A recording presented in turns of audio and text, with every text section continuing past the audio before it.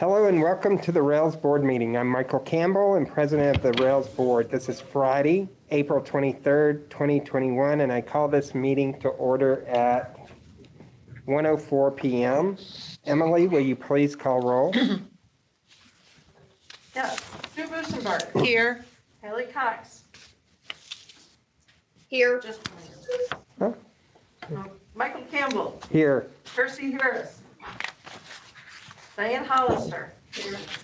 Chris Kenny. Here. Sarah McCone Chase. Here. Jennifer McIntosh. Here. Paul Mills. Here. Jenna Nemec-Louisi. Here. Scott Poynton. Here. Bradford. Here. Thomas Stagg. Here. Beth Tuppen. Here. Alex Mancina. Here. Uniform. Thank you. In accordance with the Government Emergency Administration Act number PA 100-0640, the Rails Board of Directors finds an in-person meeting is not practical or prudent and believes it is in the best interest of Rails to hold a virtual meeting to perform essential business. Also, in order to comply with the Open Meetings Act, anyone is allowed to join the meeting as an attendee. Any comments put into the chat during the public comment period will be read aloud. We will handle guest and public comments at the same time. Let's start with guests here in Cole Valley. Deidre, will you start? Yes, Deirdre Brennan, Rails. Carolyn Coulter, Prairie Cat. Emily Feister, Rails. Burr Ridge. Monica Harris, Rails. Anyone else? That's all. East Peoria. Okay. Illinois State Library. Greg McCormick. Karen Egan. Okay. Emily, anyone on Zoom who are guests? Yes, we have Mark Hatch, Layla Heath, Ryan Hebel, Joe Philippek, Jim Krieger, Mary Witt, and Ann Slaughter. Okay, thank you. If Emily has not read your name, please state your name and your affiliation or put it in the Zoom chat so she can read it aloud and add your name to the minutes.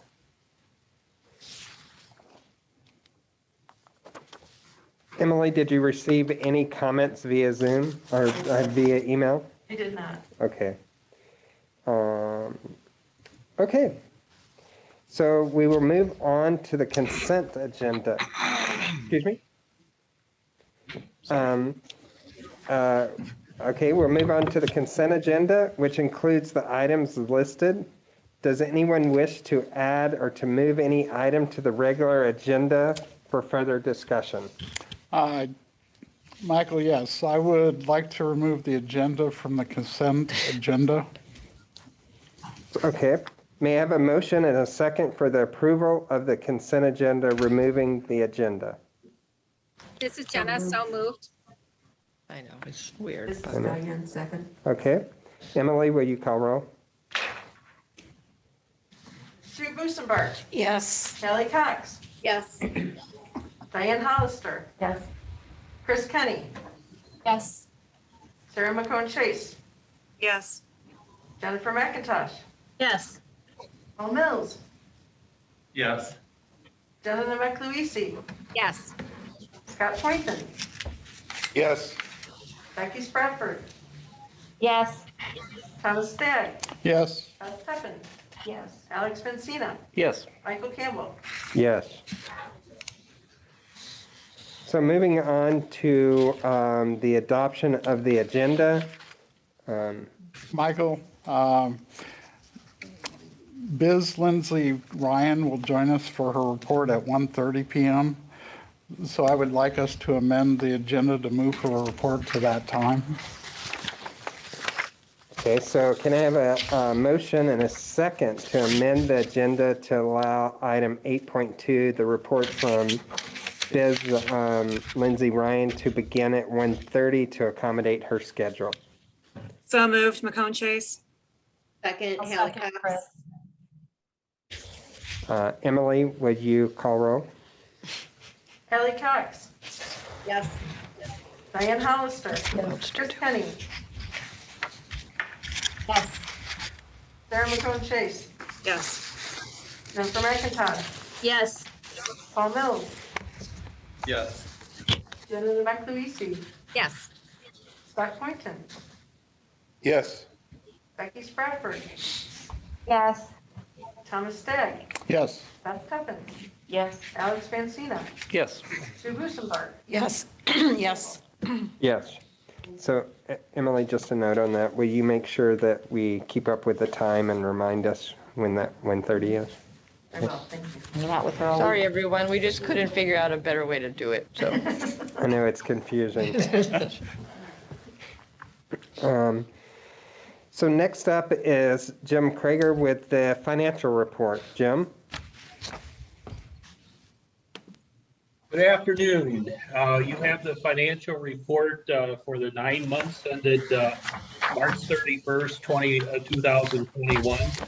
Our highlights are our revenues continue to be above budget as we received an area per capita grant revenue of 1.9 million in early March. Our expenditures remain well below budget, although they were about 740,000 favorable to under budget last month, and now they're 606,000 as we implemented the 3% pay increases retroactive to July 1st. And we implemented that in March. We have two major area expenditure items that will affect how we end up. The first is a purchase of the laptop computers. And the bids went out for that, or RFP went out for that earlier this week or week ago, and the bids are expected to be in by the end of April. So we'll have a handle on what we will spend on that. The budget for those purchases are 125,000, and the other major spending item is the catalog membership grants. So we had a budget of 70,000. For that year, and we will award those in May, I believe. Early indications is that we won't award quite that much. I'm looking for us to end the year of somewhere around 400,000 under budget on our expenditures. One thing I wanted to point out is that we have a group purchasing program, which is reflected as reimbursement revenues. This is where we do group purchases of various e-resource items on behalf of the libraries. And we save them a lot of money by doing this. And we're only a few $1,000s short of our annual budget already with 3 months to go, as Layla has added a few new products such as Swank Movie License and Press Reader, which have proved to be pretty popular. These don't affect our bottom line because we are reimbursed. The libraries pay us what we pay for these products, but we pass along the savings to them. One final item I'd like to point out, and which I mentioned last month, is that the entire amount of the fraudulently cashed checks has been recovered, and Rails will not have any losses due to that. This happened last November. So, can I answer any questions?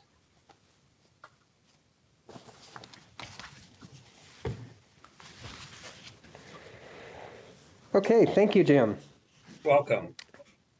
Okay, so next up are reports, number 7. So we'll start off with 7.1, which is reports from the Rails president, which I do not have one this month. 7.2, Rails board committee reports. You should have received the reports from the Advocacy, Consortia, and Policy Committees, and we will proceed to ask if there are any updates or questions with each report. I believe Jenna is still here, so we'll start with 7.2.1, which is the advocacy with Jenna. Jenna? Sure. I have no updates to my report. Does anyone have any questions? Okay, thank you, Jenna. You're welcome. 7.2 is the Consortia Committee. Paul? Thank you, Michael. I as well have no additions to my report, but as always, happy to take any questions anyone may have.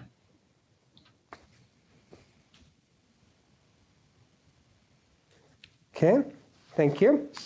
7.2.3 is the Equity, Diversity, and Inclusion Committee. Diane?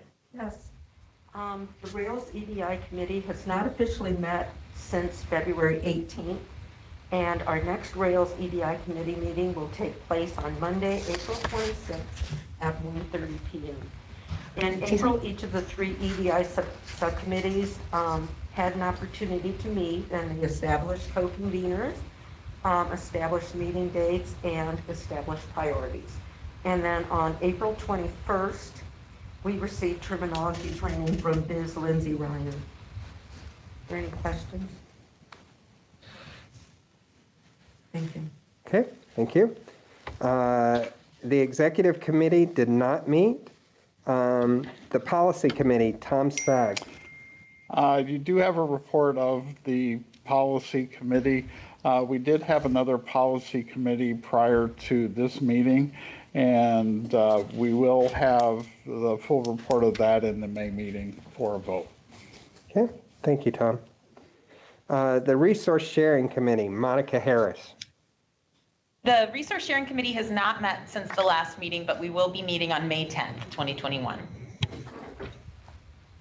Okay, thank you, Monica. Universal Service Committee, Sue Busenberg. Yes, we have not met since the last meeting, but we do have a meeting set for June 10th in the afternoon. I'm not sure about the time. I think it's 1 to 3. Okay, thank you, Sue. Next is Deidre with the Rails report. Yes, thank you. Let's see. You, as always, have my written report. I did want to give you a couple of updates. First of all, as I write on page 1 there, we did have a very good meeting about Find More Illinois with the link in libraries. These are 10 libraries, 10 very large standalone libraries who currently share a resource sharing product, but they're potentially interested in joining Find More, and that would really be a great thing. Let's see, what else did I want to tell you? I wanted to point out that on May 11th, the Rails Trustee Networking event is holding an online roundtable about strategic planning for trustees.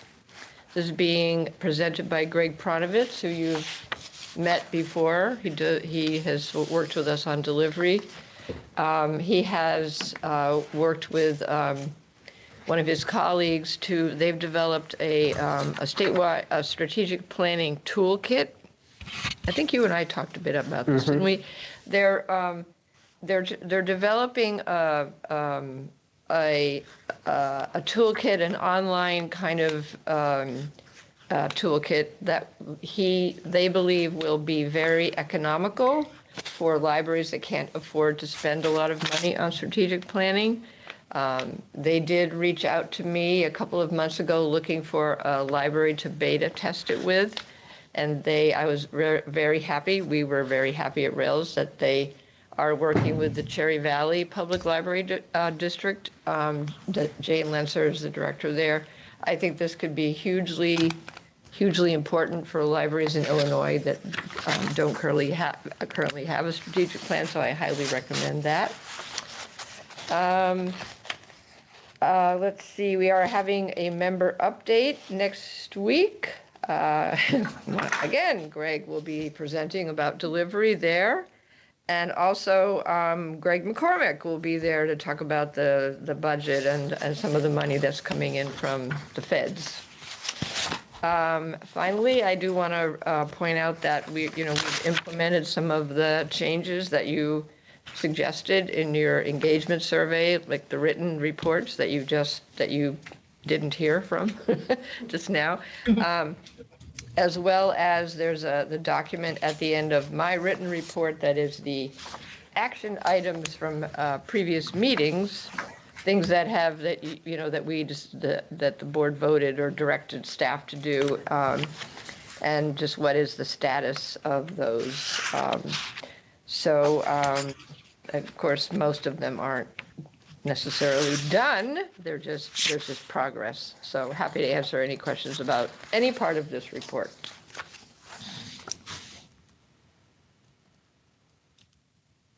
There's also the consortial reports. You should have received those as well. Okay, thank you. And now we'll move to item number 7.3.2, which is the service of the month, Rails discount and group purchases. Layla Heath will present the service of the month. Hi, thank you. I'm so happy to be here this afternoon to talk about deals and discounts. And of course, the main goal in this area is to save our libraries money. We are hoping to just help offset some of those challenges to the library budgets that have included COVID, minimum wage increases, lack thus far of a statewide database program, staffing changes, and all of those things. We saved over $1 million through deals and discounts in fiscal year 20. And really that is because we can bring a great economy of scale when we all work together. We have, of course, over 1,400 libraries in Rails and even more across the state. And the vendors are really willing to listen when we bring those kinds of numbers to them.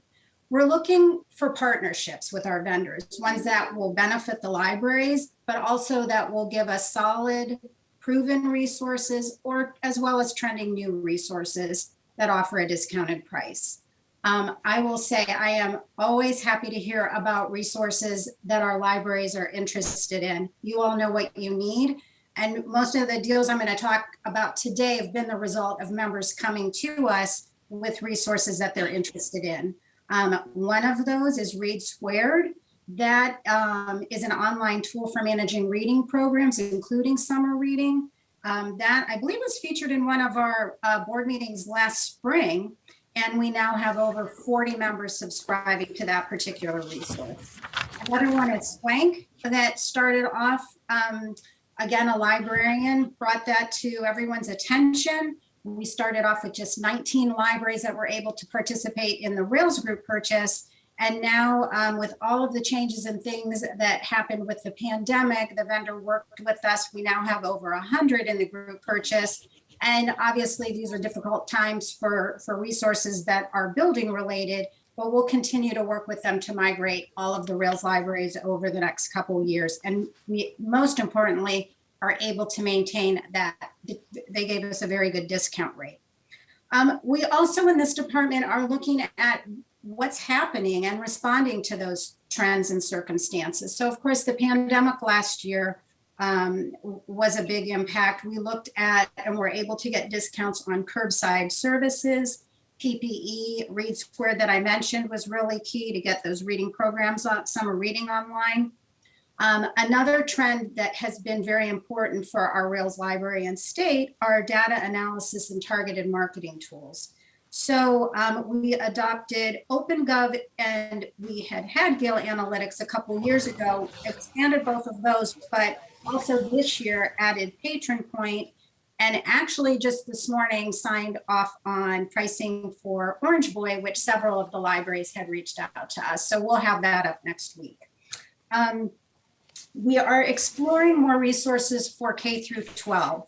We I'll talk a little more about EBSCO in a bit, but we added middle school and elementary school packages this year. We've had packages with EBSCO for a long time, but the school package was really targeted to high school. So I'm really pleased that we were able to get something for our middle school and elementary school. And we also added a resource called Comics Plus about a month ago, and they also have packages of graphic novels one for elementary, one for middle, and one for high school. So we'll continue to explore and get input on things that are helpful for that audience. I also welcome and do get some really good feedback on current discounts, pricing, and issues that you're having. Your comments give me some really important words and thoughts when I'm speaking to the vendors, whether it's in the negotiation process or if it's something that we already have. And your words really give my words some weight. So one example I can give of that is Communico, who has been a partner for years before I started, really has a good product. We have over 50 libraries who participate in it.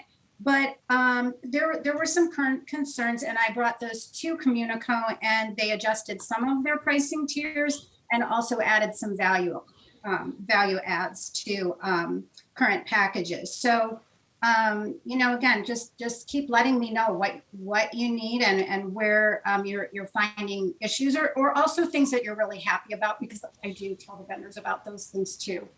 I also, as Jim mentioned, work closely with the Rails Finance Department, and I urge you to participate in Rails billing for it and participate in the discounts when it's possible.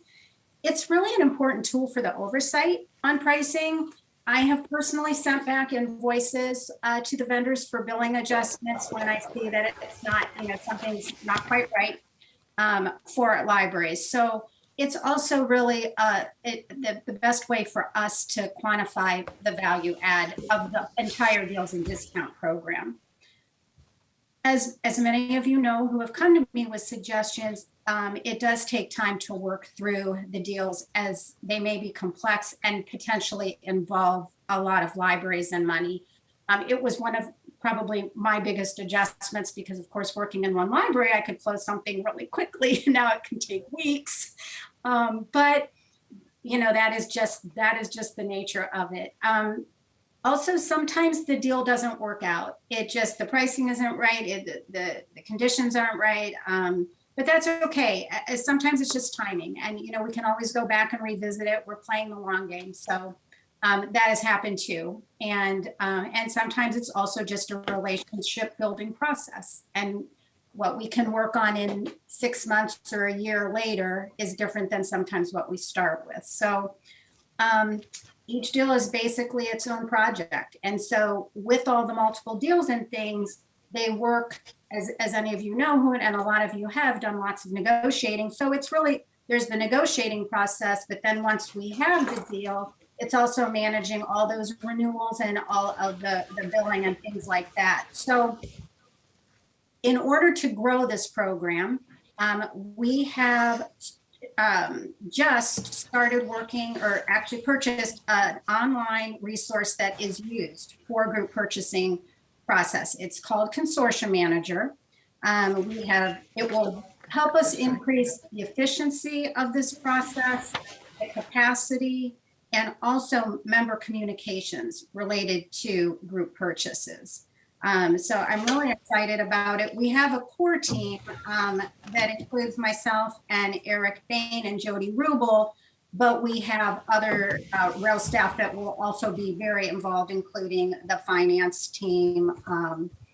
Justin Schmidt is helping out with that, IT, really a staff across the grant halter. So we will work through this process. The first phase is focusing on data migration and a study basically of our current processes and efficiencies. And we will this will take several months. I'm not, it really will be over the course of this year, but we're really excited about it. And I think it will really allow us to expand and improve this program.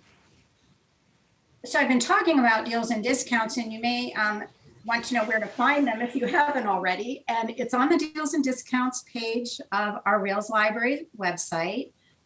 So I can post it in the comments later, but it is www.railslibraries.info. So that's our Rails page /deals. You will need to log in using your L2 email and password. And the reason that you need to log in is that whenever possible, we will post the vendor prices. And of course, it's sensitive, and I would ask you to please not share it outside of Rails. But that is the reason that it is behind, a login. And I would urge you to check it monthly. It's a living document. I'm just looking at these all the time. Sometimes we're adjusting them. Sometimes we're, of course, adding new ones. You will see the newer deals and active renewals are featured at the top of the page. And I will talk about a few of those newer ones now. So I had mentioned EBSCO before. And we have the EBSCO packages for public libraries and EBSCO packages for K through 12. We did add those middle school and elementary school packages, and we also added some special options for K through 12. Those new signups and renewals are due by June 15th. We also have Learning Express from EBSCO, and we added a couple new discounted modules there. One is the Job and Career Accelerator, and one is Workforce Solutions. And I hope that those will be helpful just based on all of what is happening out there in the work world right now. We have a new resource with EBSCO called Prenda Code Club. That is for kids ages 8 through 18 to learn about coding. We have a new homeless training institute. I work with Joe Philippek on that one. That one provides courses for libraries who serve addictive and mentally ill patrons who struggle to follow the rules. And it really is a course that helps library staff deal with that situation, which can be so difficult. And we also have some new lower pricing for My Libro, which is a curbside product, but there's also uses in-house. That price was lowered, and we also have our RDA Toolkit renewal. We've had RDA Toolkit for a number of years and have gone through that renewal process, but we're really promoting that also as something that all of our libraries and members can participate with and sign up. That has a 30-day trial. We also have various webinars on these, so check your L2 calendar for that as well. We'll be having some EBSCO ones on the Learning Express, Prenda, and Library Aware that we'll be doing in May, and we'll also be doing an Orange Boy one once we get that up and running.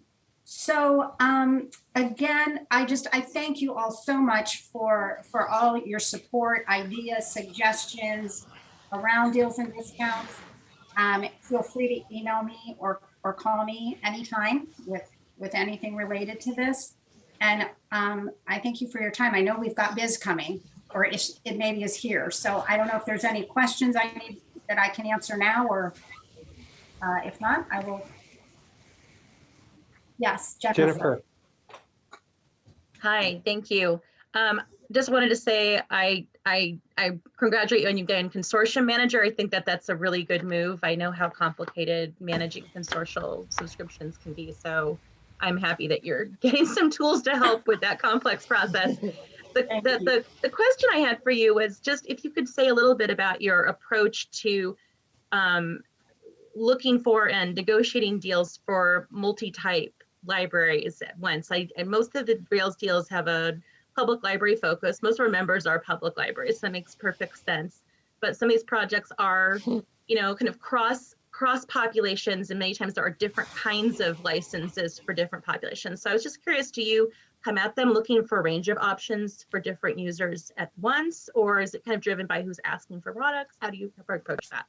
It's probably a little bit of both. So if I have somebody coming to me from a specific audience, then that's kind of my starting point. If I know there's a need, that's always, that's where I want to be, is where there's a need. Depending on the resource, I will say public libraries are oftentimes the most straightforward in terms of the way that this is structured. The schools have been a little bit different, but we're really working on trying to get the schools a little more consistent and kind of what we're looking and trying to do. But it does really vary. And I will tell you sometimes too, there'll be a resource that maybe has been popular and we have a lot of penetration already in a public, but maybe not in the school. So the vendor might be really willing to work with me on the school and a little more hesitant or reluctant with the public because I already have the penetration, or vice versa. So it is really varied. It's really great when we can find a product that goes across all 4 types, but it's not as common. And the academics, a lot of the academic needs are covered by Carly. So there's that as well. So, you know, we don't have to duplicate efforts, but that's the other situation there. So does that answer your question? It does. It's nice to just know if you're kind of starting with looking for deals that kind of look at all of us at once. I can say that there is definitely a gap between what Carly can do and what Rails could potentially do, or any other entity, I suppose. But in that, some colleges want to be able to offer things to a broader population than just their students, faculty, and affiliated staff. And Right. Carly contracts don't allow for that really. So there's kind of a unique gap there if you're trying to broaden your mission to serve a community. So I would love it for Rails to think about academic focused products where they have maybe more of a community appeal. Yeah. And that might be a space that Carly can't accommodate. That's a great point. Any other questions for Layla? Okay, Greg, I hope you'll bear with us because we need to jump to Biz for her brief presentation. She's in a different room. So we'll jump to item number 8.2, which is a report from Biz Lindsay Ryan on the Rails EDI effort. All right, thank you for letting me join you today. I'm going to pull up a PowerPoint for us to go through together. All right, so I'm thrilled to be able to work with Rails this year, and I'm excited about what is coming forward. I want to kind of outline the different aspects of the work that we are doing and where we see the next steps. So I want to start with, there's kind of 3 main areas that we've been working on this year: staff development, the climate team, and the board EDI committee. You know, each of these aspects has been thinking about how do we create a comprehensive approach to EDI throughout the organization. And obviously Rails is a unique organization in that we have both the internal work to Rails and then the external work with members. So in terms of the content structure for staff development, you know, we start with foundational frameworks, making sure everybody has the same language and definitions and concepts, and then we'll build into more targeted learning, and then from there move to skill building, where we'll do scenarios and give people kind of the application work of how do you take these concepts and have them live and breathe within the organization. And then the last aspect of that is making sure that we're having equitable decision making. That I found with a lot of organizations, you can have lots of training, but you need to make sure that you're really building that capacity for application and really building that capacity to have that be the lens in which you're making decisions throughout the institution, not just when people think of being in the EDI space. So in terms of staff development, we did an intro to EDI this fall. We did an intro to gender and looking at how that shows up in the work this spring. In the fall of 2021, we will be looking at relationships and doing what I call the big 5, looking at trust, respect, healthy conflict, collaboration, and accountability through an equity lens. What does it mean based on our identities and lived experiences?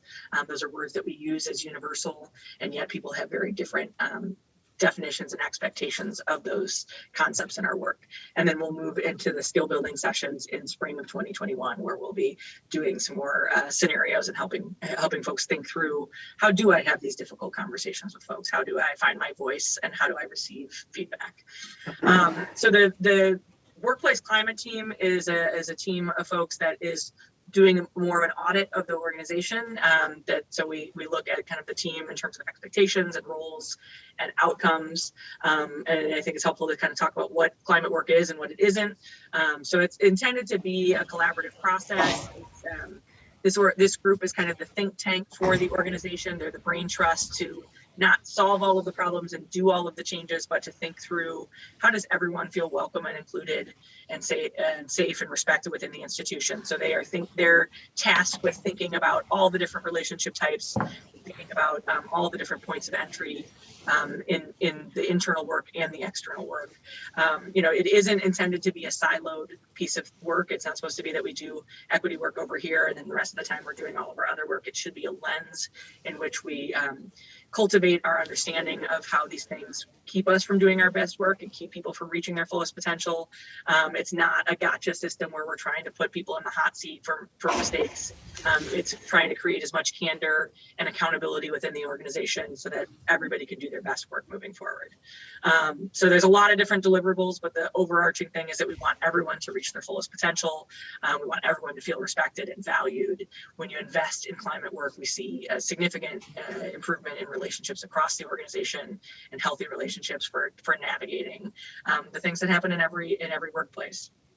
So the climate team, has really, we're taking them through a process. So we're looking first at the inventory phase, which has been the bulk of our work this year, is really just trying to capture what is going on. What I have found with a lot of organizations is that we just don't have time and space to really get intentional, to really think deeply about the ways this is affecting our work. And so this is the time and space to do that through a regular committee process where we can build on our relationships with each other and build on conversations from session to session.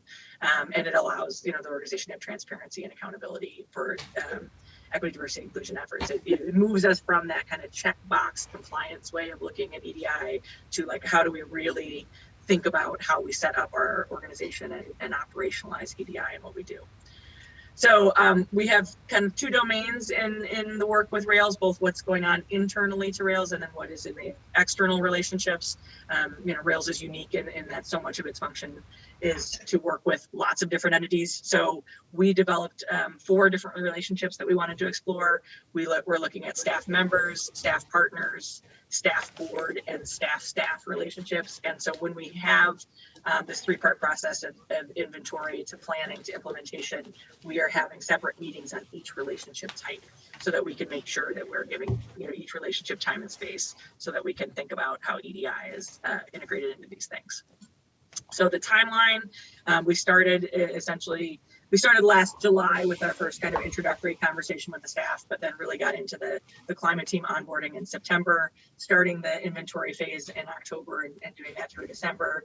We've now moved on to the planning phase and have been doing that this winter and spring. And then over the course of the summer and the fall, we'll be looking at implementation. So taking all of the ideas that folks had of things that they thought could improve the work and then trying to figure out how to really thoughtfully plan on how to embed those within the work that is being done at Rails.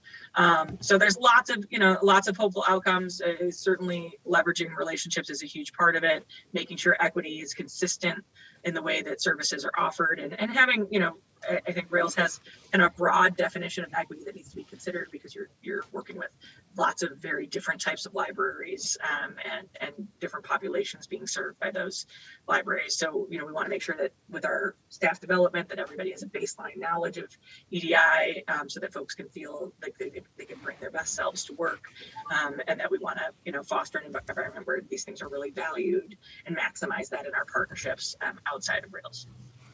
So as I said, for the inventory phase is complete. We're in the planning phase and the implementation is upcoming.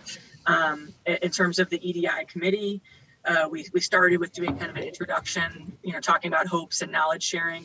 We have very different levels of experience with EDI within that committee. And so we're trying to make sure that we're thoughtfully leveraging all of the players and the skill that they bring to the conversation, but making sure that we're creating a baseline experience for everyone. So one of the first things that we discussed was a subcommittee structure, making sure that the work could get operationalized in a meaningful way, that we could break the group into smaller groups to focus on some projects, because there was a lot of different things that people had hopes about. We just did a session this week on terminology and concepts, making sure that everybody has that foundational framework to understand the subcommittee work and to understand what we're talking about. And then, now we're kind of in the phase of keeping those. We're going to come back together on Monday and get updates from the subcommittees and work on how to move the work forward from there. All right, so that's the overview. I'm happy to answer any questions. I know that was a lot of information in a short period, but I know you guys have a full agenda today. So let me know if you have questions about anything.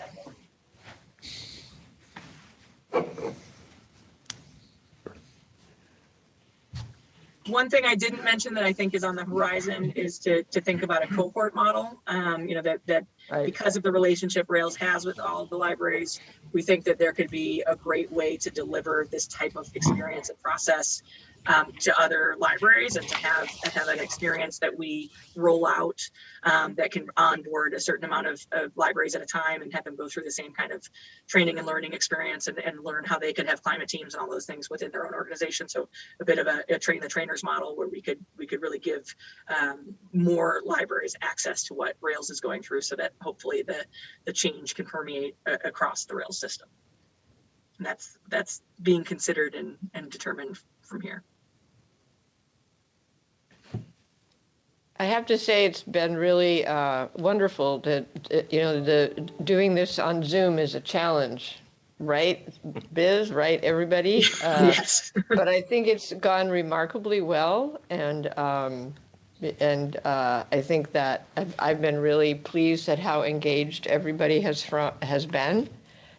We've had, we break into small groups at every one of the big staff trainings, and inevitably it's very diverse. There's usually, like the ones that I'm inevitably in with some of the delivery folks, and of course we have very different jobs, very different schedules, life experience a lot of the time, and we've gotten to be able to talk about some of these things in a more comfortable way than I think that we could have a year or two ago. So it's hard. It's a lot to get your arms around, but I think it's working. Yeah, just to echo, I've been thrilled, when we set out that the schedule had to be a 4-hour Zoom for particularly including folks that are not generally on Zoom throughout the day. I was not sure exactly how it would be received, but I think we've been pleasantly surprised with how engaged folks have been. And that, I think people are finding ways to make it have sense and meaning for their own lives, and seeing where it shows up in their work. So, I think that it's an opportunity that we have had this structure, because it might be something that needs to be utilized in a few different ways for Rails over in the future, because of the logistics of having people in so many different locations. Right. Knowing that we can deliver it over Zoom and it can do it successfully is a great option for us moving forward. This is Michael Campbell. I'm the president of the board. One of the things that I've seen in sitting in these different committees and the subcommittees is for the board. Board committee. Yeah. Is I'd like to see it, because the board is really tasked with the strategic direction of the organization, is that I'd like to see us have more of a what can we do for a strategic direction for EDI for the organization. And I'm not seeing that at this point with some of these meetings that we're in. And maybe it's because we haven't gotten to that point yet in these committees. Because I'd like to have some real solid outcome strategically for the organization with EDI for the board side. Yeah, I think the challenge with that is that often when you try to do that kind of conversation before people have done any training, what they Uh-huh. think they know and what they decide to do with that are end up being pretty far off from where you need to be in the future. So that I think that what I have found is if you have people having a strategic conversation about where EDI should go without basic understanding of how EDI works, then the plans that they create are not as meaningful as they could be having had some training and experience. And so I think that the investment in the professional development space first and in the climate team first do help us identify where the areas are that the strategic plans need to go. That usually that there's, it doesn't mean that it's an absence of planning. Obviously our collaboration has had a lot of planning for how this would roll out in the first phases. But I do think you need to build the capacity of folks to understand what we're even talking about for us to be able to make the best plans moving forward. That's a good point. Thank you. Yeah, it's something that we're struggling with as the staff, and we've talked about it, and I think that we're very, Rails is very, we really want to do things, and I know that the subcommittee really, they all want to do things, and this board talked about not just talk, but action. Right. But it's true. And so maybe we tried to go too fast a little bit, so we're figuring it out. We're having so many meetings, we can't do any work. So we have to have fewer meetings. That's the other thing, so it's a learning, as I've said many times, if this was a meeting about how to set up a library or how to, do like a library thing, I would probably be a lot more comfortable with directing the work, but nobody's an expert really, except for Biz, and she can't be everywhere at once, so. I think moving from a place of thinking of it as either or to both and would really be helpful. We always want to have strategic planning on the menu, right? It needs to be a part of the conversation, but it shouldn't be the only part. And I think particularly with these topics, the challenge is that everybody does have personal experience and knowledge that might actually influence us to think we're more expert than we are in some places. And so I do think it's important for us to have that kind of baseline terminology, and even just our conversation on language on Monday, just making sure everybody's kind of understanding when we say this concept, this is what we're talking about, this is where it has fallen short before, this is how it gets confused, is really important when setting that strategic course. So it definitely needs to be a part of going forward. And I think that figuring out that cohort model is a big part of whatever strategic plan you're going to have. But I think you have to make sure that everybody in the decision making for the strategic plan has a clear understanding of how this shows up and what needs to be considered to make an effective plan. Biz, this is Becky Spradford. I'm in Burr Ridge. I was in the meeting when we did the terminology the other day because I'm on the committee. First of all, I felt a lot more like Michael until that meeting, and I do some type of EDI training, and that training we had with you, was it Monday? What day? Monday. It was fantastic. Thank you. I felt like, even as someone who does this work, the way you said things, and as everyone was talking, it made me think, and I don't know, Dee, how this works, but we can't do strategic things without people being at that same I feel like without being at that same foundation. So I don't know if there's a way for Biz to share just that foundational training with members, because I think that piece alone does so much to put people in the right frame of mind to begin this work. I haven't seen it done that well in a quick format that's still meaningful. So I don't know if there's a way we want to consider a training to push out to members, because one of the relationships you said, was the board, to the members, right? Our member libraries are hungry for something. So I don't know where that conversation happens. Does it happen in our committees? But I was very energized by that training, but could see its applications toward helping our overall goals so much clearer after that meeting.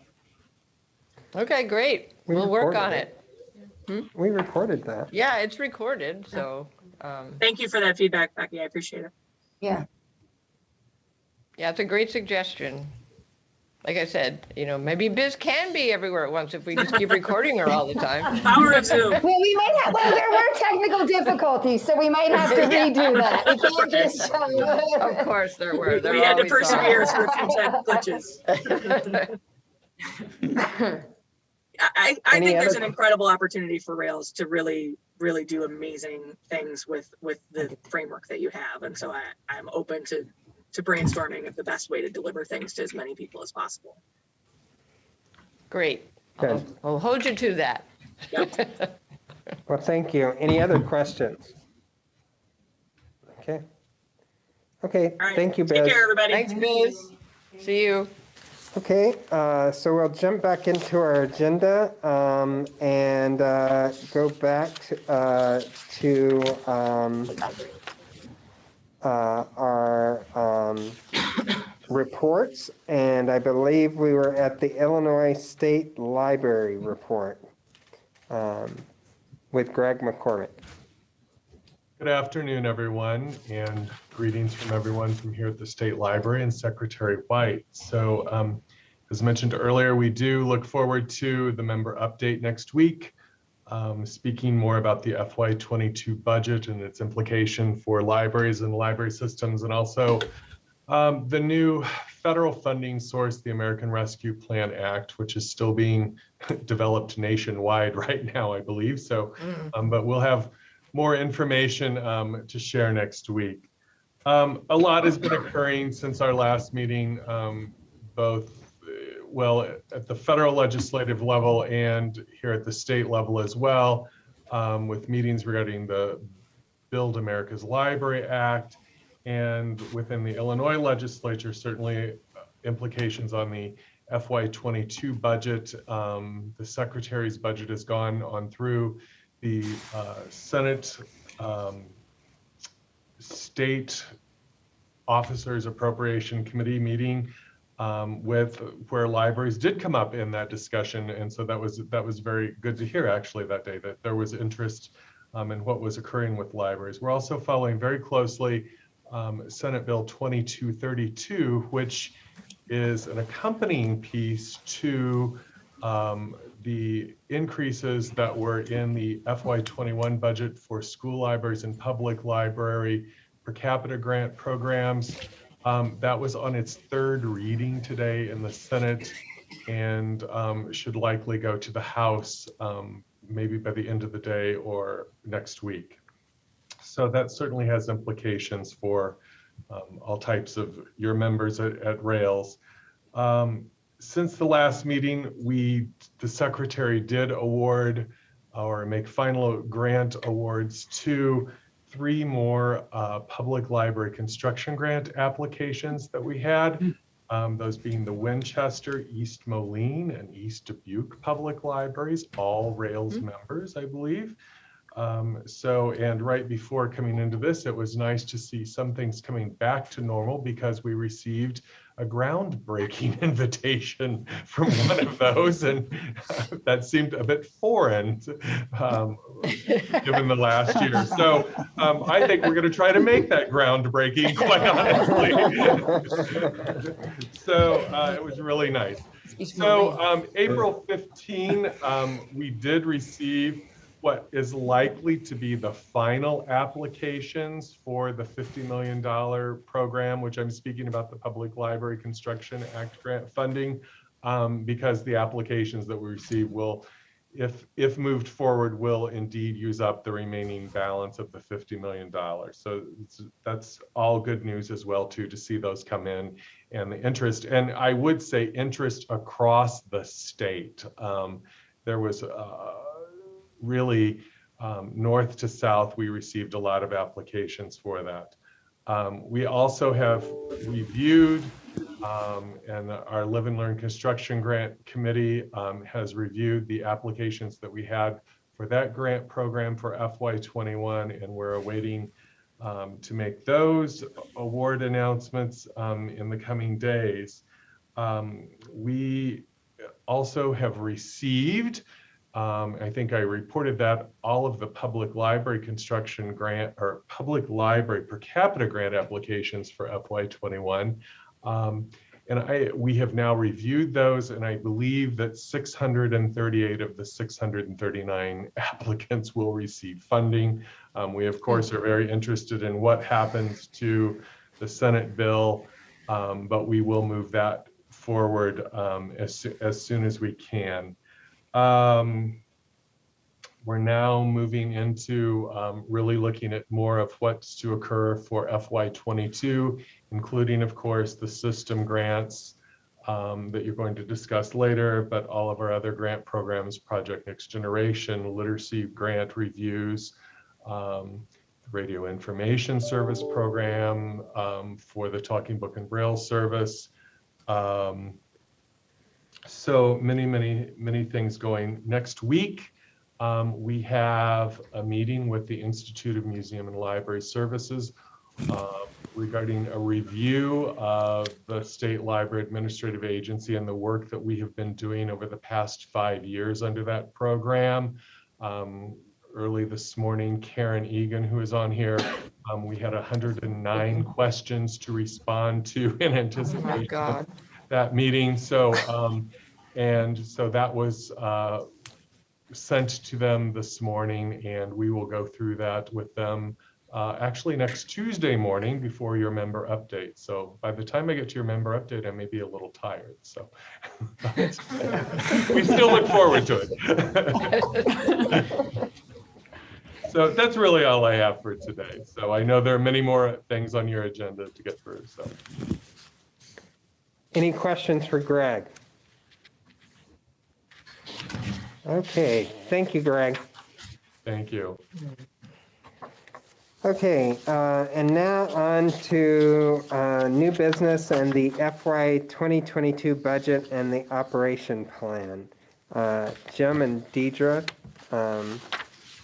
I'll turn that over to you. Okie doke.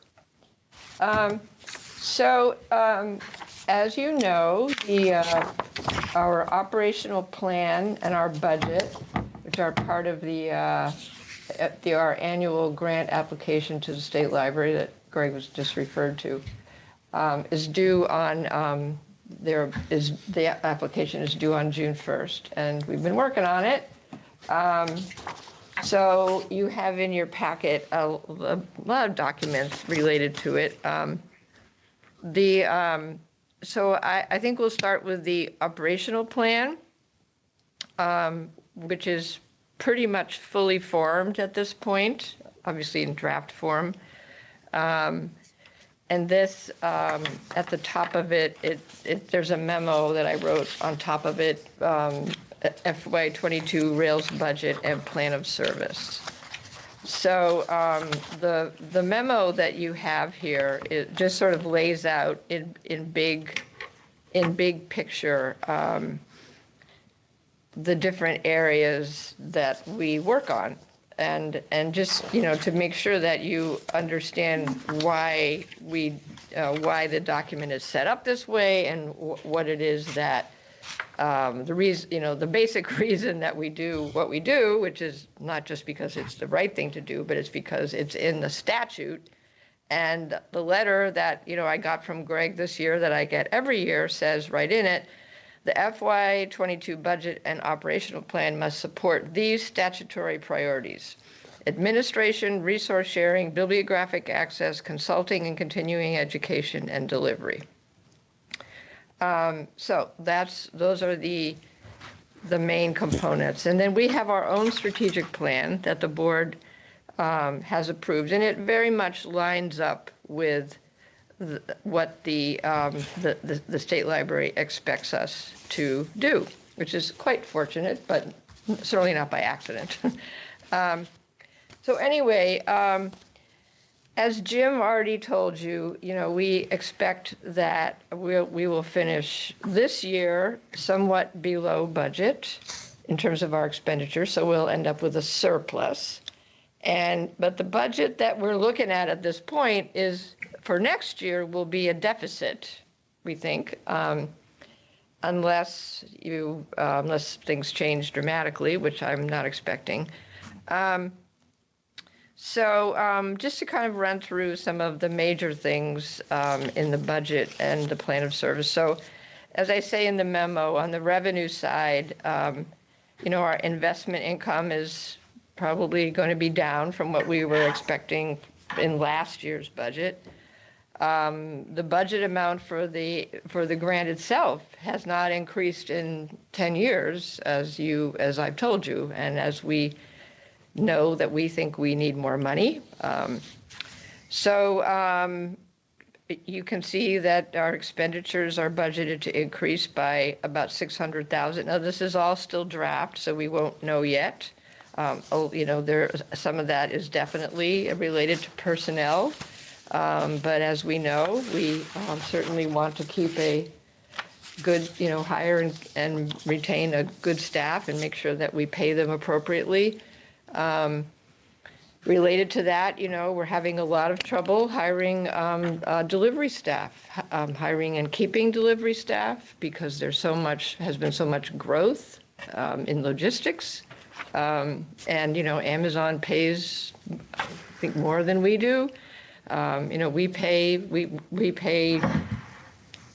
better than a lot of governments, I think. But I think we might have to increase our delivery salary. That's not even in here. But we can't. We're not able to hire people. We've actually had to. It's the first time in my memory that we do offer an incentive for hard to fill positions. It almost never happens, but every so often we can't fill a position. And so if an employee recommends somebody who then gets hired, they get some small amount of money as it's an incentive. We've actually had to offer that for for delivery hires, and that has just never been the case. So, just a note on that. Yeah. Do you actually put that into the Rails newsletter for those positions? Well, it's on the job board. Yeah, but that's something you might want to put in the newsletter so that people. So that sure. Okay, we'll talk to HR about that. Yes, but. Certainly money talks, right? Right. We do expect that we will buy vehicles, as we told you last month. Layla was telling you about the increases in her programs. Now, those are pretty much all a wash, if that's. It's not probably the best word for it, but it's cooperative purchasing. So they give us the money, and the libraries give us the money, and then we pay the bills. Still working on the IT budget. We do expect to be spending quite a bit of money on server storage. We're going to buy the laptops this year. We think we need a new phone. Well, we know we need a new phone system. And delivery and then the support for the LSAPs, those two areas alone are 50% of the budget. And that's resourcing. That's the big job one. We're doing an evaluation currently with Grant Halter. Joe and he are working together to look at training. We have found, of course, that Zoom, online training is a lot more cost-effective. We're not sure what will happen with training, just in general, because people, as much as they miss the in-person training, there's, I think, in addition to continuing unwillingness to travel long distances, people will just not be wanting to be in crowds for maybe forever. Who knows? So yes, Jim is retiring. This is huge. There will be other changes in his staff. So he's been with Rails really from the beginning, pretty much. Those are big shoes. Of course, he's also over HR. Not quite sure how that will. That in itself, Jim taking on HR was a substantial savings in not having a separate HR director position. But not every finance director can do that, certainly. So we're still trying to figure out sort of organizationally what that all means. Let's see. Time to redo the website. We think that's going to cost about $57,000. You heard about EDI. We have about $28,000 for our budget for that in our budget. Strategic planning. The cataloging services. This was discussed at the Consortium Committee earlier this week, and it was met with great interest and joy that Ann Slaughter and Nancy George have been offering, well, Nancy specifically has been offering cataloging training courses to member libraries for a couple of years now. And I mean, Emily was telling me, I think that, they fill up in like 5 minutes. I mean, it's not like fancy, like shiny new kind of, but it's so important. And she can't do enough of them, but she's doing what she can. But we've also learned that libraries really would like help cataloging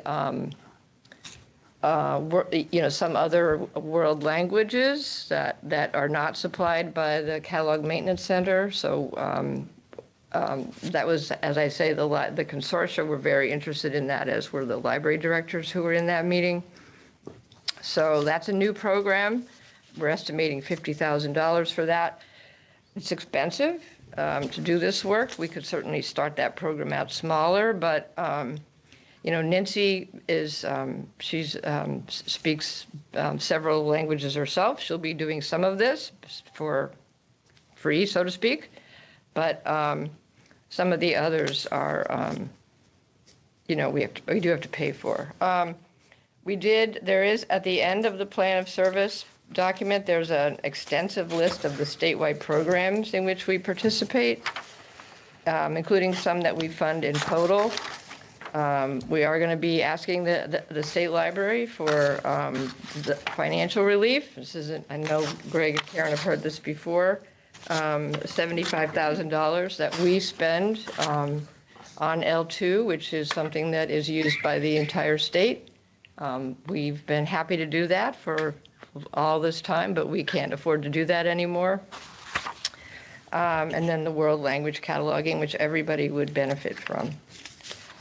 To go through the plan of service document itself, I would just point out that, a lot of the work is about resource sharing, including the support of the LSAPs.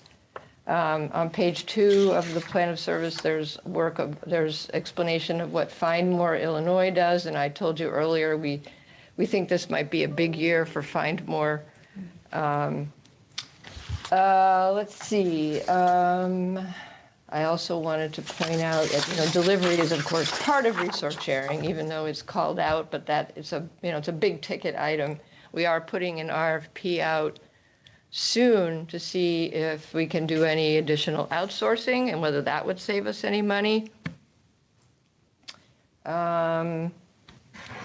Let's see, e-resources, of course, so important, as we have learned, particularly since the pandemic, especially for schools. You heard about, how much money Layla has saved libraries, and we think if we grow that program, that those numbers will only increase. Those savings will only increase. I think that, the My Library Is work that we have done has been hugely helpful to libraries as they, try to tell their own funders what their value is. And certainly we were really happy that the stories were very helpful in the ILA meetups as ways of showing legislators what the different ways that libraries serve their communities. And we do want to increase the grants that we give for My Libraries projects, because we are focusing on schools, because we think that they really need our assistance at this time. There have been so many, position cuts, budget cuts, et cetera. So they they really need the system support to explain their value in particular. They shouldn't, but they do. Let's see, what else did I want to talk about? I guess that, I mean, I know this is a lot. You know, we continue to, we're always very conscious of that these are tax dollars. We try to put them to the best possible use, and I think we do. We're always tweaking, evaluating. As I said, we've been looking at the CE program. We've been looking at the e-news to see if we can make that more effective. So, happy to answer any questions, explain anything. Like I say, I know it's a lot, but happy to answer questions.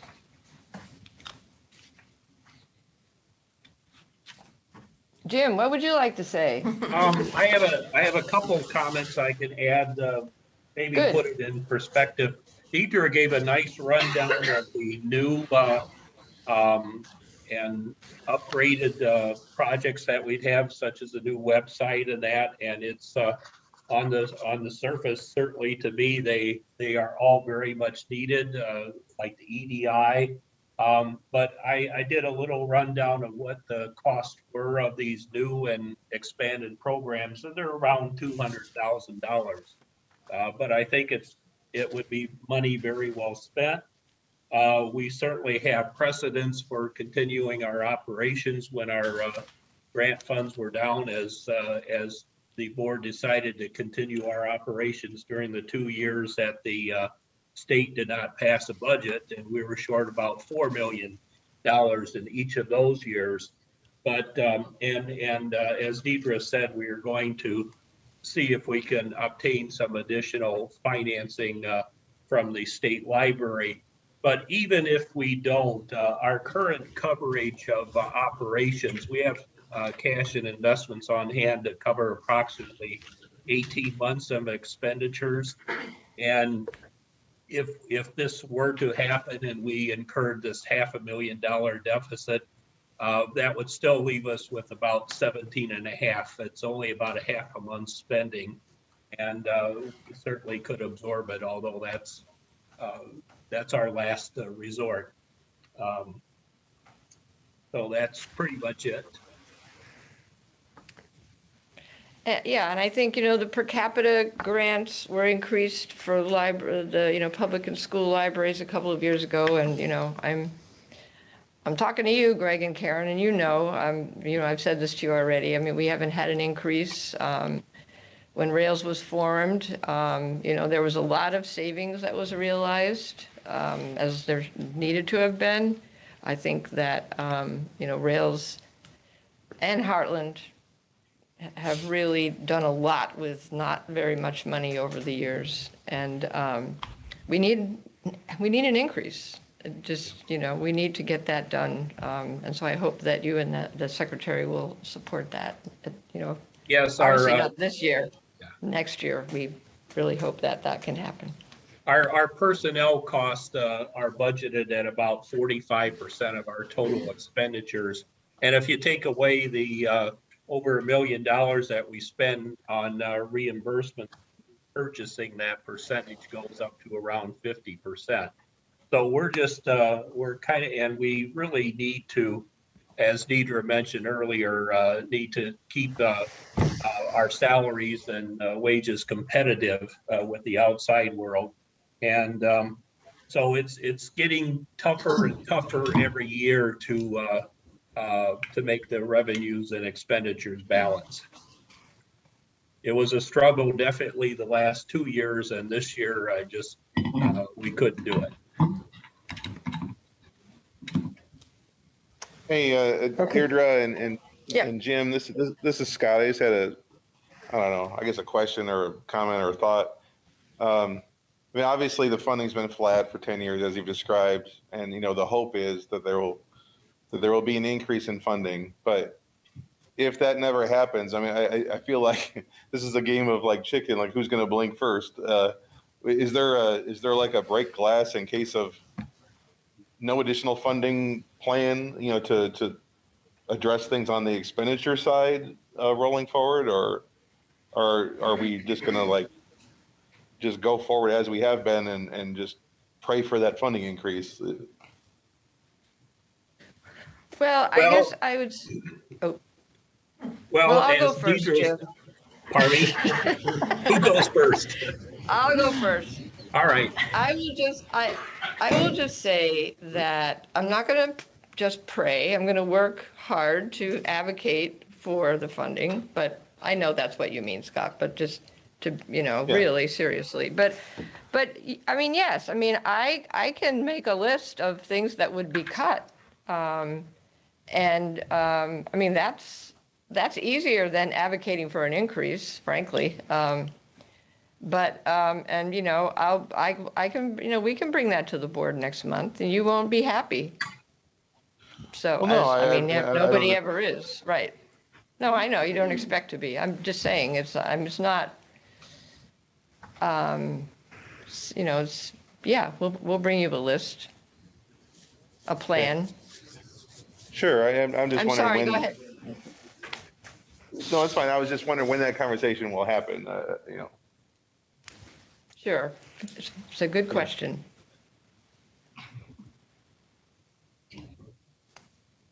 Okay. I think Jim wanted to add something. Yes, Jim. Well, as I pointed out earlier, we do have the capacity to absorb it, at least over the short term. And we are evaluating several of our programs, such as Deidre mentioned, the CE, the continuing education.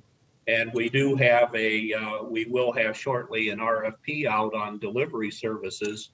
And we will see what others can do, at their price for what we've been doing internally. But that could have very huge cost implications and cost structure implications if we were to outsource a greater portion of our delivery. But we won't really be at that point for several months. We won't have completed our evaluation of that for at least several more months, because the RFP is scheduled to go out by the end of this month, and then there will be a couple months for submission and then a while for review. This is Becky. Going off a little bit what Scott said, I'd also appreciate next month talking points about how we can help advocate for funding to be increased. I realize that Dee, it's your job as our executive director, but I'm going to speak personally, and I'm going to speak directly to Greg and Karen. This is unconscionable that we have not had an increase in 10 years to a service that is even more important to the people of this state since the pandemic, and they've proven that. It can't sustain. It's not possible. It's not fair to the residents, especially those who are the most vulnerable. And especially as we've seen the state pull together and put the most vulnerable first as we waited patiently for our vaccines, this is a similar issue.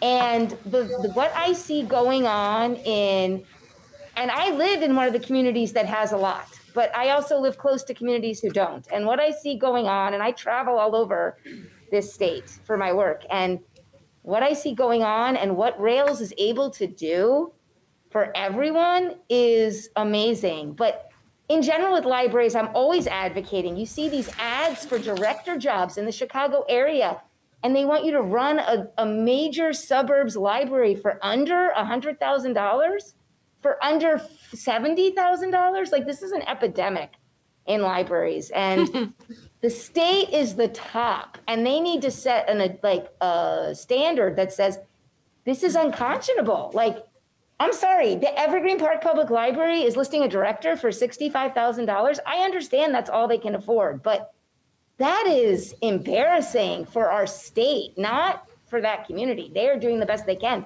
It's a fantastic library. I've worked with them. But I see things like that as a library leader, and I just shake with anger because we aren't setting a standard from the top that libraries matter. And again, our most vulnerable are the ones that are getting hurt. So I hope that we can get some help from Dee. I know she knows what we can do, and that we all make it a priority to not shut up until this is fixed. I mean, I'm sorry to be so blunt, but this is not okay. Okay, I don't want us to get too far off topic No, on we're this. off, right. On topic. So thank you for this work on this and the budget, and will be presented at the May 28th board meeting for approval before we submit that to the state library. So one of the things that we had talked about was taking a break. We will take a 5-minute break. It is 2:25.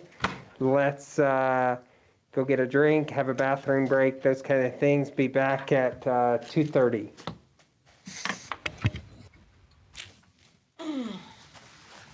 So,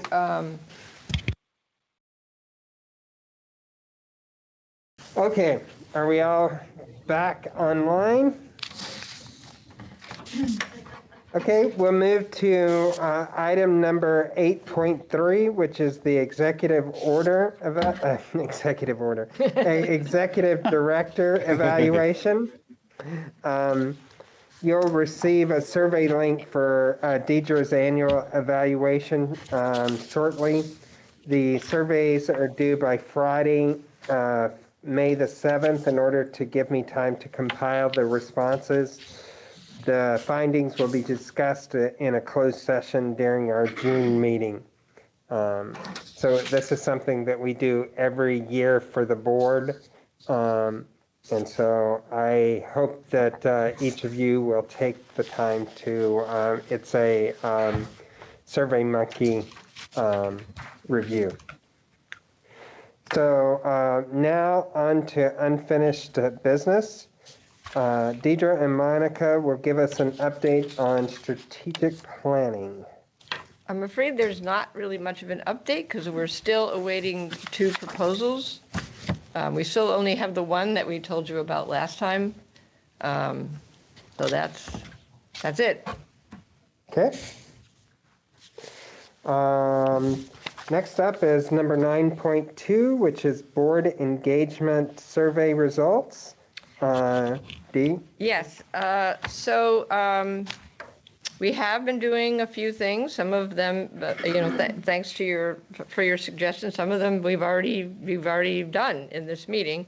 But I put there's a document 9.2 status of suggestions from the survey.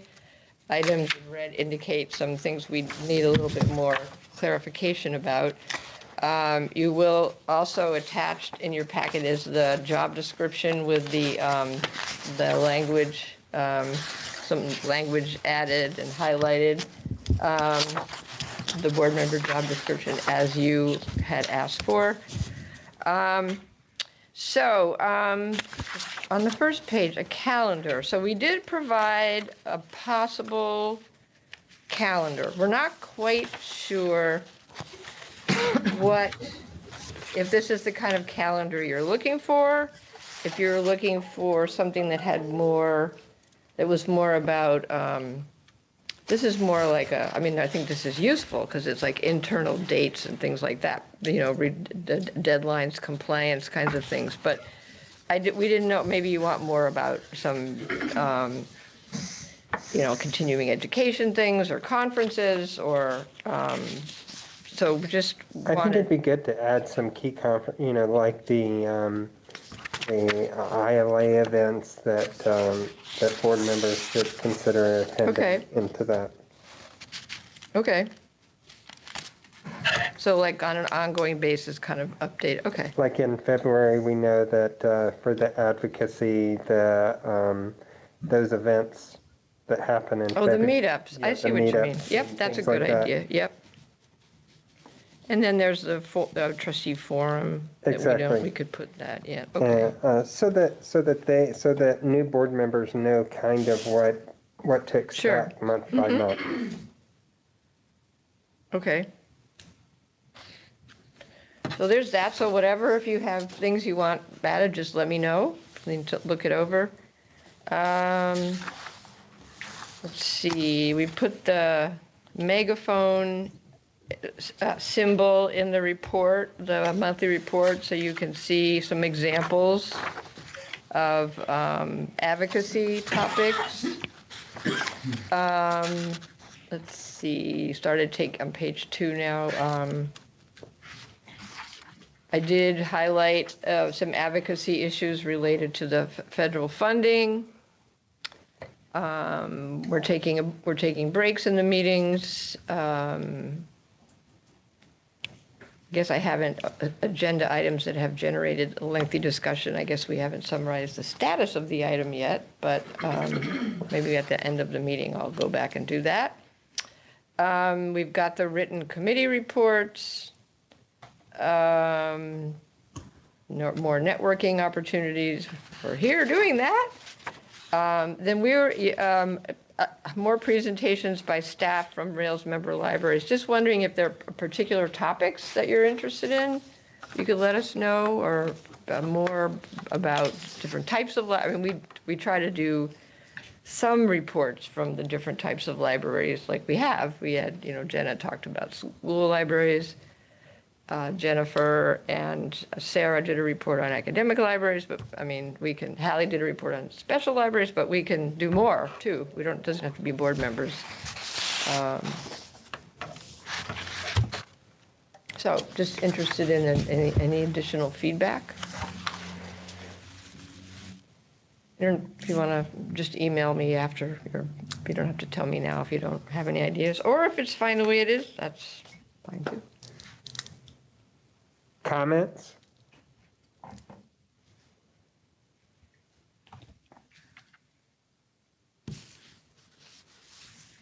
Okay. We will go to item number 9.3, which is the statewide database proposal update. Yeah, so this is House Bill 2071, Amendment 1. It currently, last time I looked, it had 5 co-sponsors, which is great. It's a nonpartisan bill. The chief sponsor has been changed from Representative Jim Durkin to Representative McMahon, I think. I lost it now. Not quite sure why. I don't think it matters. Let me see. Martin McLaughlin from I don't see his district. Don't know. So anyway, it appears to be on its path through the, doing what it's supposed to be doing to get itself passed, and then we'll see from there. I saw there is a related bill I saw or a similar bill, not a duplicate in any way, but a sort of a companion bill that ILA noted, which is about I shouldn't say academic library. What am I trying to say? Like open educational resources. There's also like a study group to be established for that as well. So that's good that this is moving forward. And I'm happy that the database the funding of it might. I'm thinking it's more tangible than it's ever been. So I feel pretty good about that. Well, then it'll be down to only one state, the state of Colorado. Carolyn, you have a lot to answer for. Me. Jim Duncan is the guy. Oh, okay. Yeah. So any questions about that? Any of that?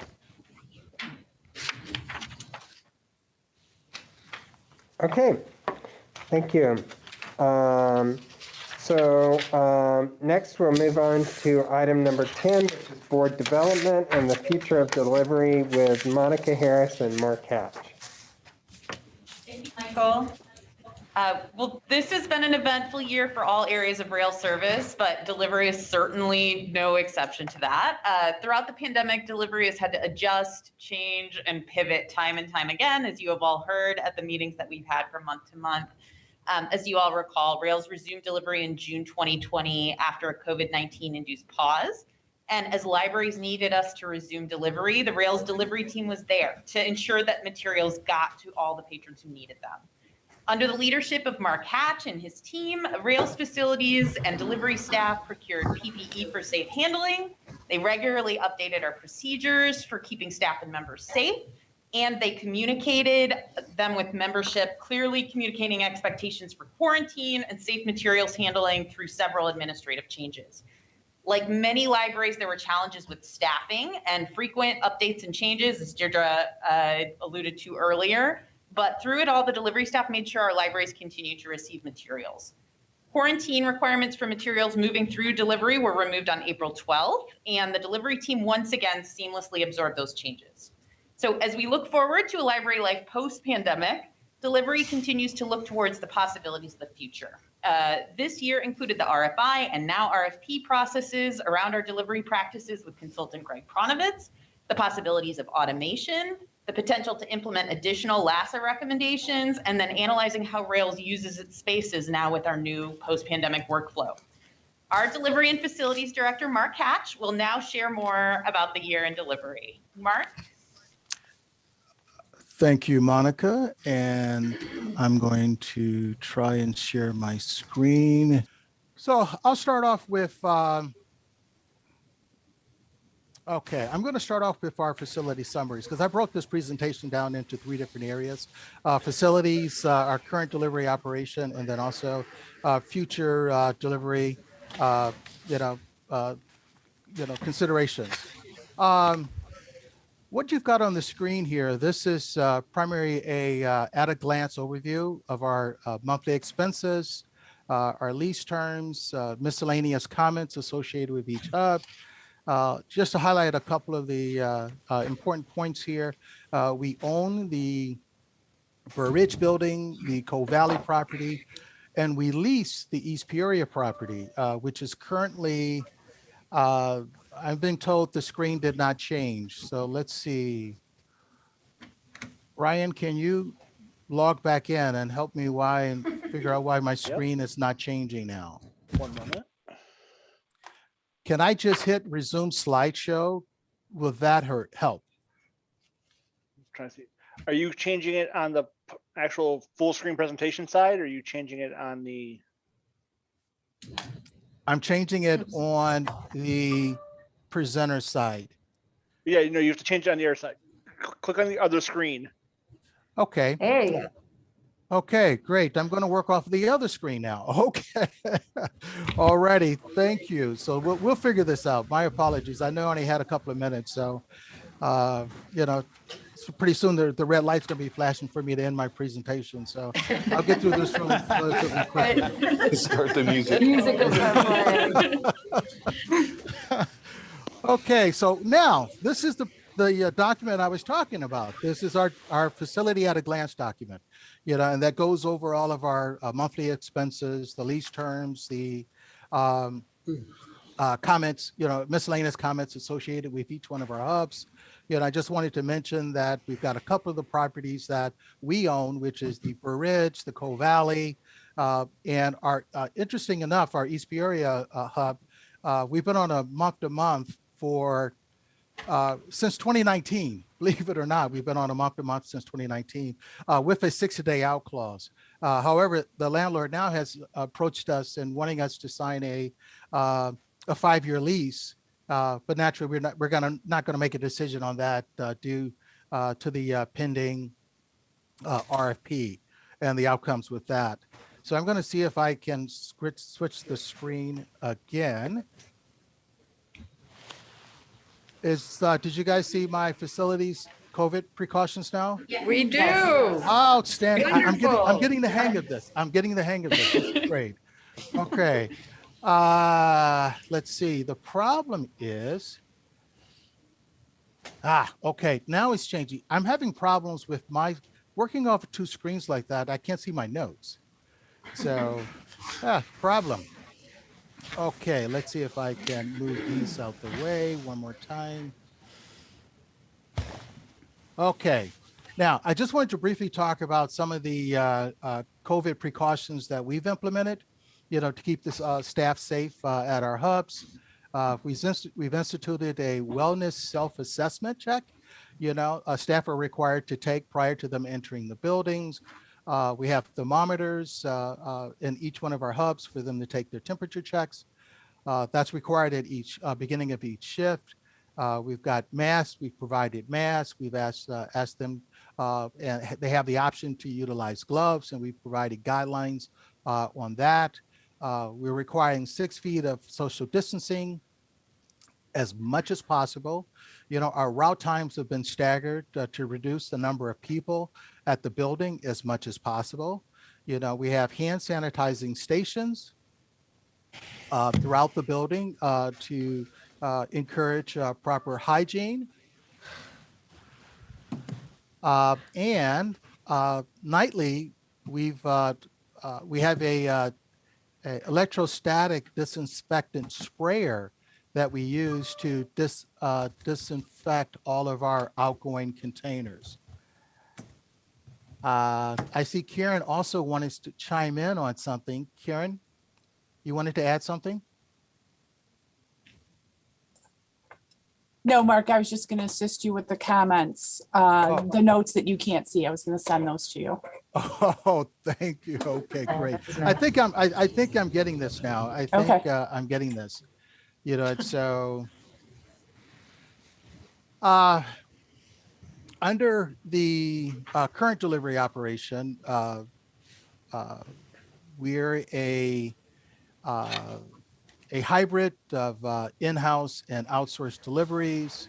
Our in-house deliveries are operated from the Bolingbrook, the Coal Valley, the East Peoria, and the Rockford hubs. Our outsourcing vendor is Continental Transport Logistics. We like to call it just CTL, and they operate their routes out of the Elmhurst, Illinois, and they service the Legacy, Burr Ridge, and the Wheeling service areas. We're also contracted to service 110 Carly ILDS locations in the city of Chicago and the surrounding suburbs. Okay, I'm having a hard time switching screens now. Hey, Mark, Yes. maybe you should just, if it would be easier, why don't you just, talk to us? That'll probably Don't worry be about the good. PowerPoint. That'll probably be good. Don't worry about because- the PowerPoint. Yeah, We can share the PowerPoint after. Yeah, because this technical difficulty is killing me here. So. Why don't you just talk to us about it? Which I'll love to do. I'd love to talk to you Okay. guys about it then. So my apologies for the technical difficulties. But I'll talk to you guys. I'll talk about the current delivery operation now. On average, we run about 28 full-time routes Monday through Friday, with a staff of about 46 drivers and sorters out of our 4 hubs. We resumed our normal delivery, our regular delivery in June of this year, with about 98% of the libraries opted back in to receive delivery. And my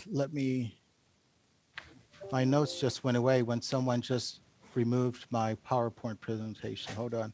Okay, 91% of the libraries have opted back in to receive delivery. The remaining 9% represents like 39 libraries, which actually have not elected to resume their delivery. Of those 39, 4 are publics, 5 are specials, 4 are academics, and 23 are schools. Schools make sense. This is one of those documents that I wanted you guys to see, but we'll show it to you a little bit later in the when we send out the PowerPoint. Year to date, we've processed 6.7 million items, and that's between rails with our in-house deliveries and CTL, our outsourced delivery vendor. On this particular document, which you can't see, but I can, actually has a spreadsheet that we actually utilize now to track our volume, on a daily basis. We actually created this document once the pandemic happened, and the libraries were no longer providing the quarterly hand counts that they were providing where we got a lot of our statistics from before. You know, I am hoping to resume those quarterly counts by the libraries in August of this year. You know, as I mentioned earlier, you know, we have 28 routes that I believe are efficiently designed with the help of our internal routing software, Streets and Trips. And then we also have assistance from LASA. You know, that was the Laboratory of Applied Spatial Analysis group from the Southern Illinois University in Edwardsville. You know, they have the high-powered software and really truly provide, and they actually say, like, they really think out of the box on logistics. Within that group of routes, we also have several PM or evening shuttles that we use to exchange material between the Rails hubs and the Illinois Heartland library system in Champaign, Illinois. One of the recommendations from LASA was to switch the exchange point to the East Peoria area to even out the mileage driven between the systems. And we're hoping to resume that conversation very, very soon. We're also contracted with Carly to provide service to 110 academic locations in the city of Chicago and surrounding suburbs. We're compensated $524,000 to provide this service. Our fleet is made up of 38 vehicles. We have 38 vehicles assigned to the delivery department over the years. We slowly converted those primarily to Ford vehicles, like the Ford Transit or the Ford F-450 box truck. These vehicles have proven to have better fuel economy, and we can purchase them at a extremely reduced discounted rate through CMS, the Central Management Service. I'm also a very huge fan of electric vehicles, and I'm hoping in the near future, CMS can negotiate pricing and then add those to our list of authorized purchases. I believe, I'm almost positive this document is in your handout, and this is the delivery at a glance. It document. is. Yes, Great. it is. Great. The top part of that document provides an overview of our pertinent information relating to the service hubs, which goes the size of the facilities, the staffing assigned to each hub, vehicles utilized at each hub, and so forth. So then the lower part of that, the second half of that, is a more comprehensive view of the day-to-day operation. It goes over the number of libraries that's receiving service each week, the total number of containers processed, and our total volume, and just these numbers that's on this particular doc as far as the volume and the containers are our true numbers from FY 2019. I'm not utilizing the numbers from 2020 because of the fact that it's not really giving us a true representation of what we're doing, and this year is still in progress. So that's why these numbers are primarily reflected of FY 2019.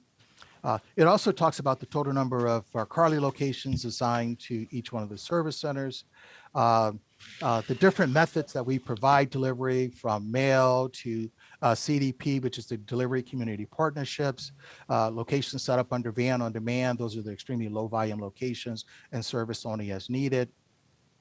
And lastly, it shows you guys the logistics required, to exchange the materials each evening between the hubs and the Illinois Heartland Library System.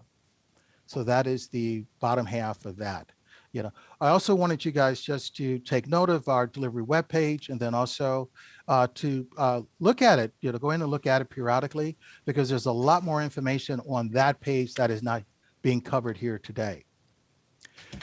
So to briefly talk about the future of delivery, to start, I think we need to be twice as efficient as we are now. And the only way to do that, I think, is by automating our processes. We could start by capturing things electronically. Too much of our information right now is captured the old-fashioned way with pen and paper. We need to start using tablets to capture more of our miscellaneous information, like the route data, our pre-trip inspection forms, our site arrival and departure times, containers received, delivered, and other type of redundant information, that we keep on a daily basis. So I also believe And this is, this is something that I think we could really benefit, is to create a separate platform similar to L2, but strictly for delivery data. It's just something that I'm hoping that we can envision and then work on in the near future. I also realized that automation is not going to be easy. It's not going to be cheap, or quick. But I think there's a ton of things that we could be done now to prepare. First, we can continue to reduce our expenses, by getting even more efficient, than we are now. We've got a lot of things in place now that are making us extremely efficient. Within their hubs, we've got our pod structures that reduce our walking, number of touches, so all of those things we currently have in place, but I think there's even more things that we could be doing. Libraries can convert to computer-generated labels. We could standardize our barcode placement. We can capture data electronically. We can collaborate, with the consortiums and standalone libraries in ways to devise a process to eliminate those quarterly counts, and receive our daily volume, our volume on a daily basis. That I think would be major if we can get a process together that all libraries can work on and could actually do. We can get data on a daily basis versus on a quarterly basis. I think we have a really good relationship with our members, and we should continue to work with them, to work on processes that benefits both parties. Lastly, I think we need to investigate an AMH. An AMH is going to eliminate labeling time within the library, increase the speed and the accuracy of our sorting. It can provide a small chain of custody, which is definitely not available today, in our manual operation that we have, today. So to conclude, the future of delivery is to automate, which will take time, money, and a commitment from Rails, the Illinois library community, the state library, and I think this is the perfect time to start the conversation. So thank you very much for your time, and if there's any questions I can answer, I'll be more than happy. Thank you, Mark. And thank you so much for hanging in there through the technical pieces. I think one of the biggest things for me when I came to Rails from a public library and environment was really understanding delivery and the impact that delivery has on Rails member libraries. I know at the delivery in a glance sheet that's in your packet, you can see those 9 million items that move through the delivery process a year and the individual impact that has on patrons and them able to get materials that they need. So in addition to all of the great things that Mark had to share here today, we do want to also encourage you, if you can, to attend Tuesday's member update at 1:30, where there is going to be a major focus also on the future of delivery by Greg Pronovitz, our consultant, who will talk about some of these pieces of automation and AMH like Mark is mentioning. There's a lot of possibilities out there if we can build support and find funding to make those innovations possible. So as Mark said, there's plenty of time for questions, and I know he has a lot of good answers for you if you're interested in asking something today. Any questions for Mark or Monica? Mark, this is Sue Buzenbark, and I'm from Kiwani, and I love delivery. It's it's just wonderful. Yes.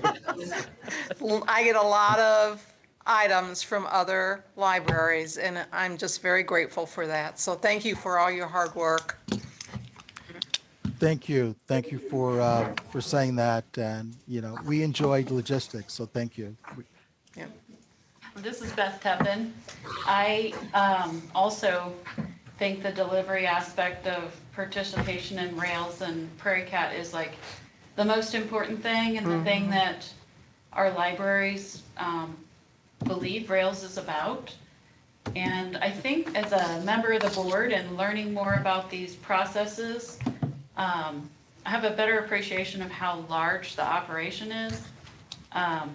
As a member library, I feel like I like the way things are. I'm happy with the the paper processes, and I don't spend that much time on it, so why would I need to change it? So I think that we're only going to be successful in this effort to sell more automation and possibly outsourcing, if you can like really give that information to the libraries and maybe multiple times, like, you know, this is how much we're spending on this, how, you know, 6 million items, and this is how much we would save if we went to the automation. I know Greg Ponovitz's presentation for us was, it was kind of shocking to me to see some different ways of doing things, and now like my third or fourth, you know, discussion about this, I feel more confident. But if I would have just attended the member update, where I felt like there wasn't enough information shared, you're going to get a lot of pushback from member libraries, you know, as to why this is important to make these changes. And then the other thought I had, I'm really interested in this federal money, is this something like, because it's a one-time, you know, expenditure of major operational things, I mean, is this something that might that federal money support, or does it get transferred to the state library to, you know, to utilize in different ways other than what might be your expectation, that it would all go, you know, directly to member libraries? I'm just throwing it out there. I'll start off, Mark, if you don't mind. This is already something that I've mentioned to Greg McCormick at the State Library. As I told you last month, I have plenty of ideas for how we can spend that federal money. I don't know if it will be something that IMLS would, you know, go for, because it's their money, but, you know, automating, you know, the sorting more than it is going to label list sorting. I mean, label list, you know, so libraries didn't have to apply labels, would save so much time in the libraries. It would help us, but it would really help the libraries. Time and money. So, but you know, it's still, all of these things remain to be revealed at some point. I don't know if you've learned any more about that, Greg. Is it going to be used for, I mean, can it be used for those kinds of things, or does it have to be used for? Well, I mean, when you start talking service. When you start talking about this topic, you could buy equipment, but the issue is, how is this a response to the pandemic? And that's been really I see. Okay. driven home to us by IMLS. And so certainly we would have to request permission for equipment purchases, et cetera. And I don't know that this would be approvable for that particular pot. Got it. On the other hand, maybe there's some money that you could use for the pandemic that could then be used for delivery, right? It's all fungible, so. Less touches. It's less touches. It's. Yeah, fewer touches is cheaper. Yeah. But anyway, Beth, I want to say those are really good points, I think, because, and I'm really glad that you said all that, because I think, you know, we're in it, and, you know, so it's easier for us to understand how the transition would affect the libraries, which would, and we went through this when we did the first outsourcing too. Yeah, but it can be done. So I don't know what you want to add, Mark. Well, I was going to start off by saying thank you. Thank you for all the kind words. Right. You know, that, you know, those always mean a lot. As far as change is concerned, you know, I've always been a fan of change, because of the fact that I think we always do things to improve service, you know, by changing. You know, I've always realized that if I stay the same, I'm going to get left behind. You know, and we haven't changed delivery in a long time. We haven't changed delivery in a long time, and then that's why I think the need to communicate those changes is so important. You know, just from starting off small, you know, and because I know people are not really receptive to change, but the small things that we can do, you know, are going to help us build the efficiency and even a better system that we're hoping to gain in the long term, you know. So thank you. Okay. Thank you, Greg and Mark and Monica. So before we move on, and start to end our meeting, I wanted to do a wrap-up from today's meeting, and I'll ask Deidre to do that. So we are, this is a summary I came up with, our discussion with Biz, the discussion of being, the need to be strategic in identifying useful work to do for members, and that maybe sharing business training with members, with the board, might be a good way to get us all more on the same page so we can move forward more effectively. The budget, I said I would bring a list of how we would cut, how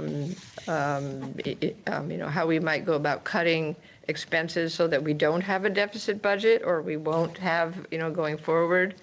Also that we need to, provide information to the board and to members so that they can also advocate along with, me or the system staff for more money for the systems for next year. My evaluation is, the Survey Monkey is due back to Michael by May 7th. The engagement survey, we're going to add the ILA meetups, trustee forum, some other CE that shows up or is done on an ongoing basis.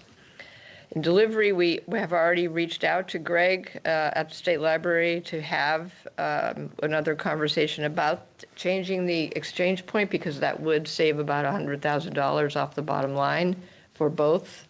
It wouldn't affect the money we get or the money Heartland gets. It would just save money. We'd still get reimbursed, but it would reduce the overall amount of money spent on delivery, and $100,000 is not small change. So that's what I have. Anything else?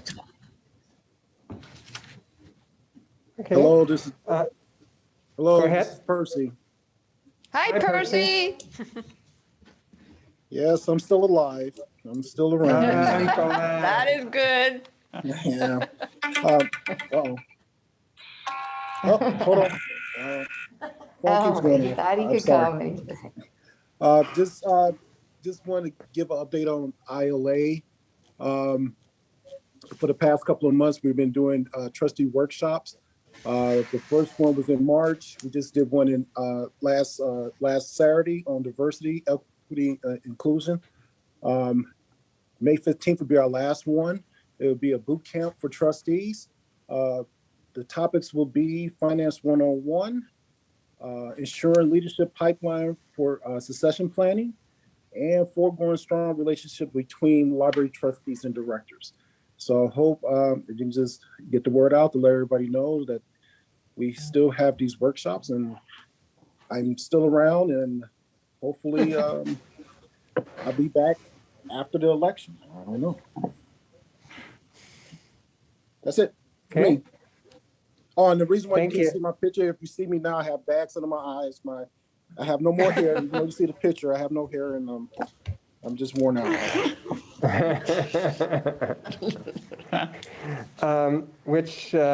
Thank you, Percy.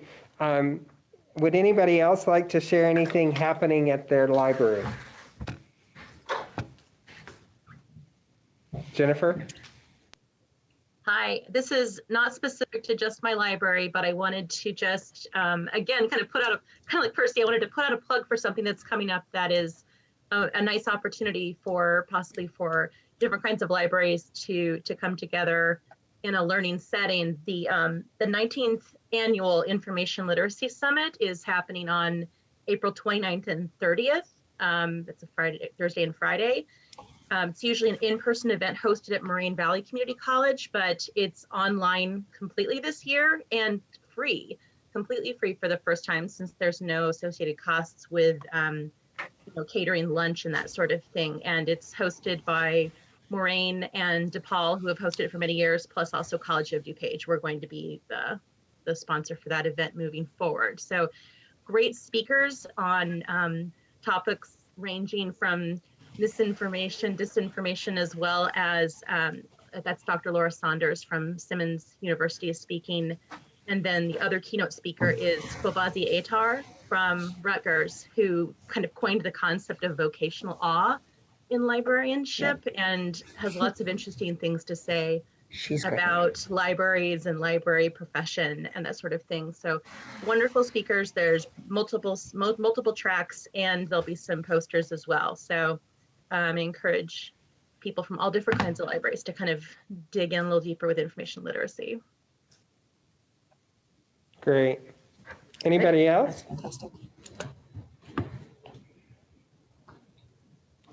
Okay, so we'll go to item number 12, which is agenda building for the next Rails board meeting. The May Rails board meeting will be held on Friday, May 28th at 10 a.m., which is a time change. So please make note of that. It's at 10 a.m. The holiday. Yes.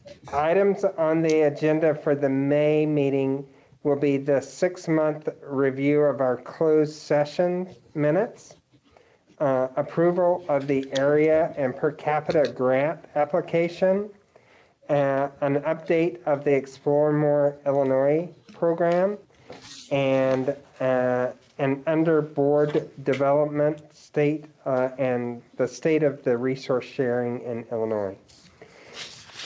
Anything else? Not that I can think of. Okay. Seems like plenty. Yes, always.